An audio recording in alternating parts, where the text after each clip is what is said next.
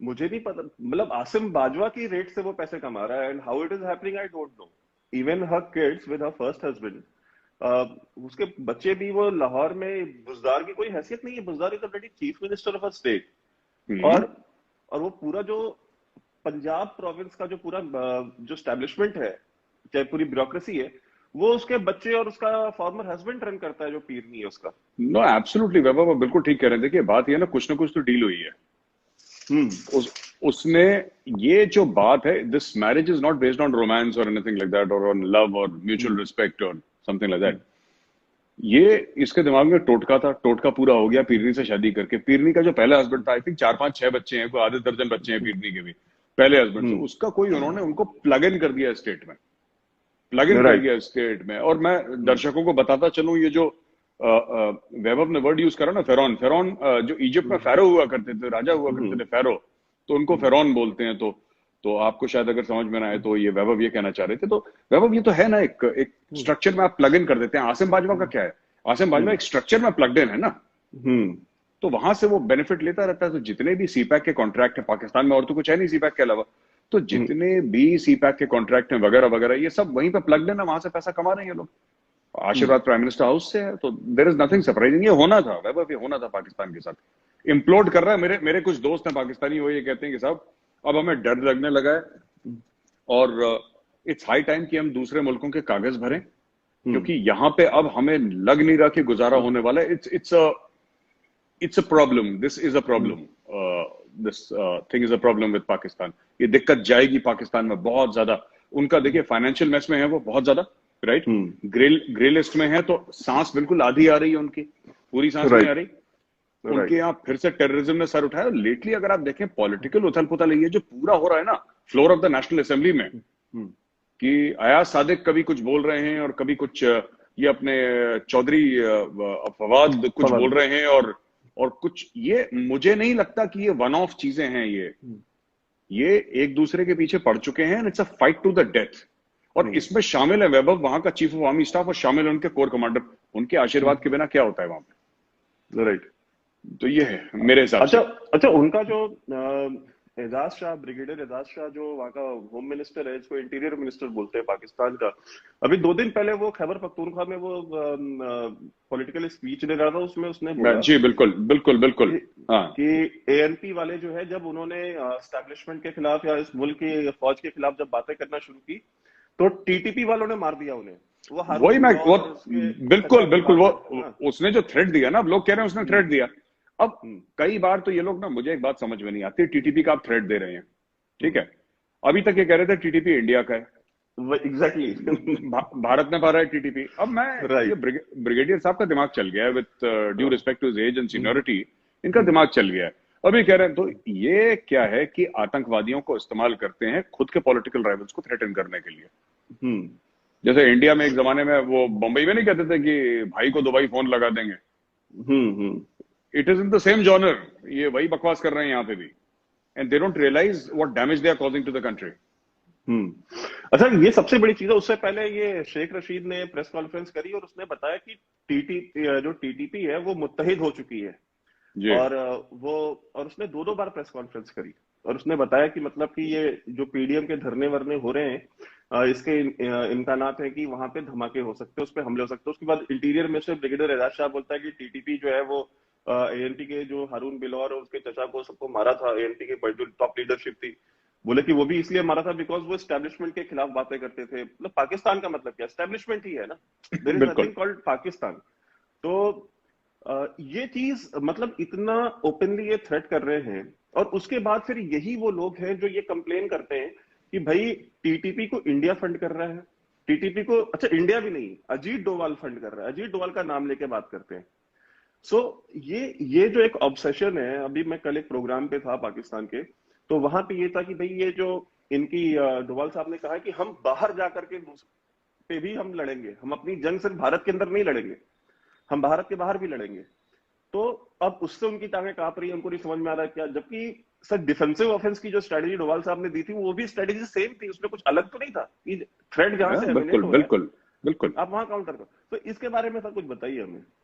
देखिए जो डोवाल साहब ने पहले भी बोला था, and he gave this theory of defensive offence, वो वैभव, आप यू वेरी राइट, जहां से थ्रेट आएगा, हम तो खुद इसमें कई बार ये कह चुके हैं ना कि जब आपका थ्रेट कश्मीर का रावलपिंडी से आ रहा है, आप कश्मीर में क्यों ऑपरेशंस कर चुके हैं? हम तो डिफेंसिव ऑफेंस के वीडियोस में कई बार मैं बोल चुका हूं, and I also believe the same thing. जहां से अगर कोई प्रॉब्लम है तो आप सिर्फ डिफेंसिव खेलेंगे हर समय, आपको वहां जाके सॉल्व करनी पड़ेगी। और वही the honourable NSA said that only. तो अब इनको, जहां तक आप टीटीपी की बात कर रहे हैं ना कि ब्रिगेडियर साहब ने क्या बोल दिया, ये ब्रिगेडियर का मैं बता रहा हूँ ये क्या है, ये खुद क्या बोलते हैं इनको खुद समझ में नहीं आता। आधे समय ये लोग ब्लेम करते हैं कि टीटीपी इंडियन है, और आधे समय ये कहते हैं देखा एएनपी के साथ क्या करा था, तुम करोगे तुम्हारे साथ भी वही होगा। अरे तुम्हें कैसे पता कि इनके साथ यही होगा यार? How do you know? And then you are also saying that TTP has taken against action against those who spoke against Pakistan. आप इनकी बातों में विरोधाभास तो देखिए, ये खुद ही इतने कंफ्यूज्ड हैं। और ये थ्रू आउट इनका पाकिस्तानियों का कैरेक्टर रहा है। एक कहता है कि साहब अभिनंदन को द टी इज फैंटास्टिक, दूसरा कहता है साहब बाजवा की टांगे कांप रही थी। ये इनका पता नहीं क्या। देखो मैं एक बात बताऊंगा, वो मैं तो बार बार जो दर्शक है ना, मैं उनको एक ही चीज बोलता हूं यार, देखो साफ सीधी बात है, जिस दिन आपने पाकिस्तान को फॉलो करना शुरू करा, उसकी खबर को फॉलो शुरू करा आपने, पाकिस्तान की न्यूज को, जैसे आप और हम करते हैं, ये नेटफ्लिक्स देखना बंद कर देंगे लोग। इतना एंटरटेनमेंट किसी मुल्क में है ही नहीं, इतना एंटरटेनमेंट कहीं भी नहीं है, ये जो पाकिस्तानी हमें देते हैं फ्री में रोज। आप 2 पाकिस्तानी अखबार पढ़ लीजिए या 2-3 पाकिस्तानी यूट्यूब चैनल देख लीजिए, आपको लगेगा यार दिस इज अ सर्कस, ये मुल्क है ही नहीं, तो सर्कस है। जी। अच्छा, एक सवाल ये हमेशा करते हैं लोग कि अभी जैसे जो चाइना का जो एग्रेशन है, चाइना के एग्रेशन के ऊपर हमने बहुत सारे वीडियोस भी बनाए, डिफेंसिव ऑफेंस पे हमने उससे बहुत बात भी करी है, हमने बहुत सारे तरीके भी बताए, you know how we need to actually deal with them. But एक क्वाड को लेकर के कुछ लोग बहुत सवाल कर रहे थे चैनल पे कि अगर क्वाड बन रही है तो मतलब ये क्वाड का क्यों जरूरी है, और इसको हमें मतलब how it is benefiting India and how big of a threat it is for China?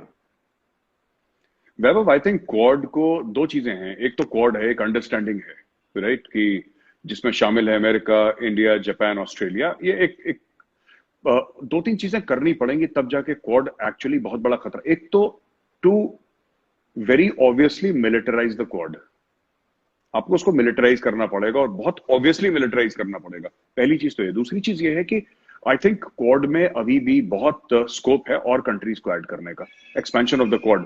क्योंकि ये जो लोग हैं वैभव, चाइना रुकेगा नहीं जब तक आप चाइना को फिजिकली रोकेंगे नहीं। कुछ चाइना के अंदर कुछ पॉलिटिकल डायनेमिक्स हैं। काफी लोग ये नहीं समझते हैं कि जो चाइना के अंदर हो रहा है इस वक्त, जो भी चीन के अंदर हो रहा है, वो काफी कुछ फ्यूल्ड है उनकी इंटरनल पॉलिटिक्स, उनकी जो डोमेस्टिक पॉलिटिक्स है। लोग ये समझ नहीं पा रहे। चाइना इज अंडर प्रेशर, और जैसे कि एक प्रेशर कुकर होता है, वो सीटी बजती है ना उसके ऊपर, तो बेसिकली ईस्ट लद्दाख में प्रेशर कुकर की सीटी बज रही है। तो एक तो हमें यह समझना चाहिए, जो गलवान का किस्सा हुआ और ये पैंगोंग सो लेक का किस्सा हुआ, 4 फिंगर, 8 फिंगर, PP-14, या जो भी इस पूरे एरिया की बात करते हैं, रिजांगला की बात करते हैं, और यू नो हेलमेट टॉप और ये सब, you know all these figures and all, dollars by goldie वगैरह, this is nothing, this is just China letting off pressure because domestically बहुत ज्यादा प्रेशर हो रहा है। Now Xi Jinping is being questioned. वापस आता हूं क्वाड पे। जो आपने क्वाड की बात करी है, क्वाड में देखिए सिंपल सी ये बात है कि अमेरिका ने ऑलरेडी कमिट कर दिया है क्वाड को, इसलिए तो अमेरिका ने 2 एयरक्राफ्ट कैरियर भेजे और B-52 बॉम्बर्स भेजे थे। नाउ जो मालदीव्स में और उसके आसपास हमारी जो एक्सरसाइजेस हो रही हैं, और साउथ चाइना सी के आसपास ऑस्ट्रेलिया को लेके, Australian navy has joined those exercises, right. Japan ने अपना कमिट कर दिया, अपना डिफेंस बजट जापान ने कमिट कर दिया, इंडिया आगे बढ़ रहा है। सो आई थिंक इसको एक फॉर्मल स्ट्रक्चर में लाके प्रॉपरली बहुत जल्दी, एंड आई एम श्योर हो भी रहा होगा, शायद हमें नहीं पता होगा, हो भी रहा होगा पीठ पीछे, क्योंकि अभी तक तो मोदी जी और डोवाल साहब ऐसे ही काम करते हैं कि मोदी जी का थोड़ा सा दिमाग भी ऐसे ही चलता है ना, एक दिन मित्रों आज से 370 नहीं है, वो कोई कह देंगे मित्रों आज से क्वाड है, तो क्वाड हो जाएगा। पता लगा कि 1 साल से 2 साल से बिल्डिंग बन रही थी, राइट, बॉम्बे में या साउथ में कहीं सी के पास एक बिल्डिंग बन रही थी, ये क्वाड का headquarter, nobody knows, so he will do it, and he will do it immediately without any warning. तो वेब militarization of the Quad, expansion of the Quad, and understanding that China is your enemy. देखिए पाकिस्तान किसी गिनती में नहीं आता, वो हमारे पार्टीशन से कुछ छूटी हुई चीजें हैं, तो हमें लगता है कि पाकिस्तान देखिए ज्यादा क्या कर सकता है, जिहादी भेज देगा, ड्रग्स भेज देगा, इससे ज्यादा पाकिस्तान क्या करेगा? और क्या कर चुका है पाकिस्तान आज तक? 1999 में उसने कारगिल करा था, तब तो पैर जाके पकड़ लिए थे वहां पे बिल क्लिंटन के, वॉशिंगटन में। Militarily Pakistan is zero.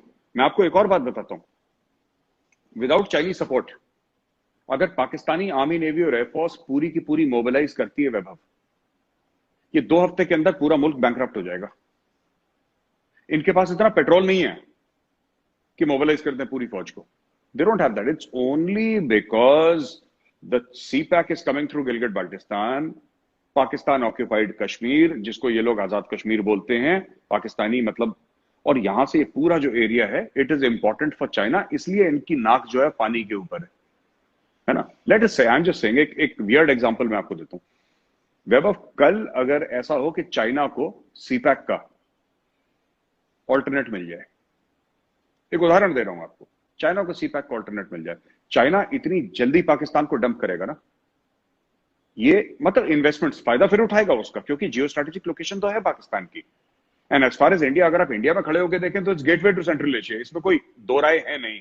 And Iran can not be trusted, I don't trust Iran यार, in spite of Chabahar port और एनीथिंग, मेरे दिल से मतलब honestly speaking, and I think you share my views on this, Iran तो है ही ऐसा, मतलब ना, इट्स अ गॉन केस यार, यू कांट ट्रस्ट ईरान।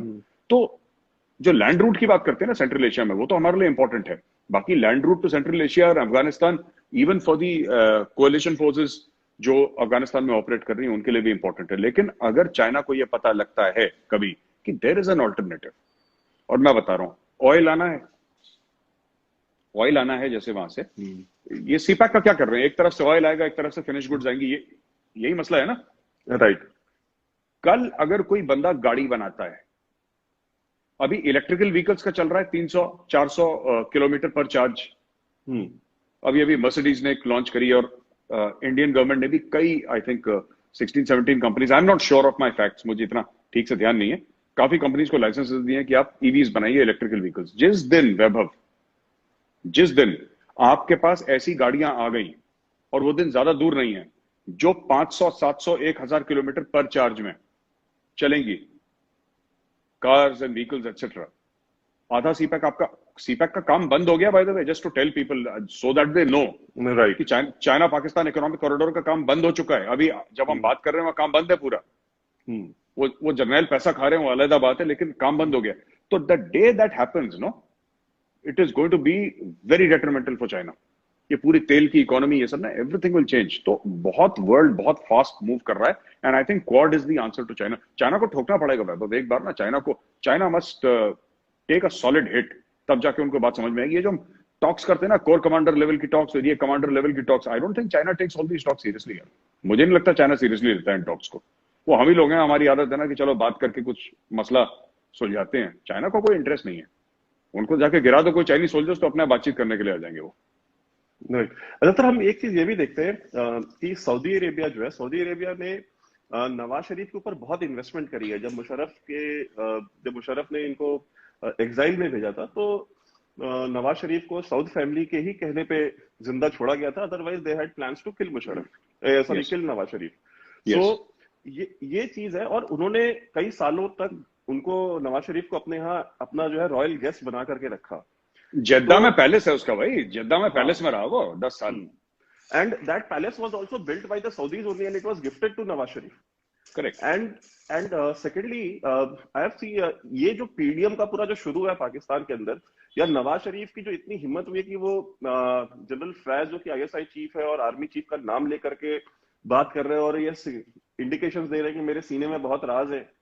और उनके जो पार्टी लीडर्स है, अयाज सादिक ने एक्सप्लेनेशन दी है, बट उन्होंने वो अपनी बात से पीछे नहीं हटे जो उन्होंने पार्लियामेंट में कहा था। और पाकिस्तानी मीडिया, अयाज सादिक ने भी बोला है कि मेरे सीने में कई राज है।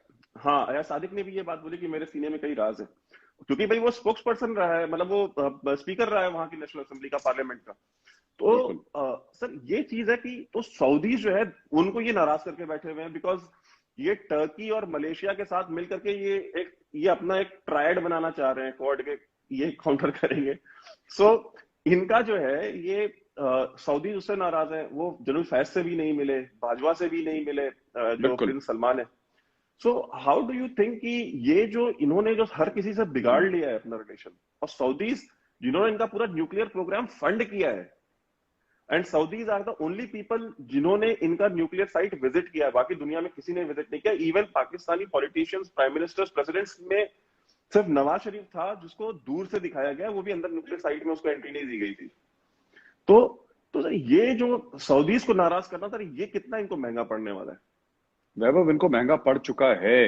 देखिए, चाइना लोन देता है, ठीक है, सऊदी एड देता था, फर्क है। आप चाइना वो शाइलॉक एक कैरेक्टर था ना शेक्सपियर की प्ले में, चाइना शाइलॉक है। चाइना अगर आपको लोन देगा तो गुर्दा कलेजी रखवा लेगा, जो नली के अंदर गूदा है ना वो निकाल लेगा China. They are a typical people with a typical mindset. और ये पाकिस्तानियों को कोई फर्क नहीं पड़ता, क्योंकि जो इनका अशराफिया है, जो इनकी टॉप क्रीम है पाकिस्तान की, उनके सबके डुअल पासपोर्ट्स हैं वैभव। राइट। तो अगर पाकिस्तान डूबे, ये डुअल पासपोर्ट्स क्यों लेते हैं? क्योंकि इनको अपने मुल्क पर भरोसा नहीं है। इनको पता है जिस दिन मुल्क डूबेगा हम भाग जाएंगे। इमरान खान के बच्चों का पासपोर्ट पाकिस्तानी नहीं है। आप इमरान खान को छोड़ें, इमरान खान के पासपोर्ट का, ये जो आईएसआई चीफ है, आईएसआई चीफ की फैमिली फ्रांस में रह रही है। राइट। जो जनरल फैज है आईएसआई का चीफ, और ये फ्रांस को बॉयकॉट कर रहे हैं। अपने जो बेचारे जाहिल जो पॉपुलेशन है उसको सड़क पर उतार दिया कि प्रॉफिट के कार्टून निकाले हैं तुमने और फ्रांस को बॉयकॉट करो, फ्रांस को बॉयकॉट करो। और आईएसआई के चीफ की आधी फैमिली फ्रांस में रह रही है, सिटीजन है फ्रांस के। भाई बॉयकॉट करो, सबसे पहले वो बॉयकॉट करो। तो ये लोग नहीं कर रहे। अच्छा, दूसरी चीज, सऊदी का कितना महंगा पड़ा वैभव। देखो, सऊदी ने सिर्फ एक ट्रेलर दिया था कि जरा $1 बिलियन वापस लाना। ये पैरों के बीच में दुम डाल के बीजिंग गए रातों रात, और बीजिंग से बोला माई बाप कुछ दे दो, मतलब इज्जत बच जाएगी हमारी। So you see, they have to understand. And जो कफील वाला मामला है ना, कि जब आप जाएंगे तो आपका पासपोर्ट एक कफील रख लेगा, ये देखो, आपको ये समझना पड़ेगा कि the Ottomans and the Saudis, the Arabs never got along. Right. First world war की जब बात थी, तो फर्स्ट वर्ल्ड वॉर की बात में भी यही था कि ऑटोमन्स का राज था, जो एरिया अभी सऊदी एरिया, पूरा उस मिडिल ईस्ट के एरिया में। और वहां पे सऊदीज ने ब्रिटिश हेल्प के साथ लड़ाई लड़ी थी और ऑटोमन्स को वहां से खदेड़ा था।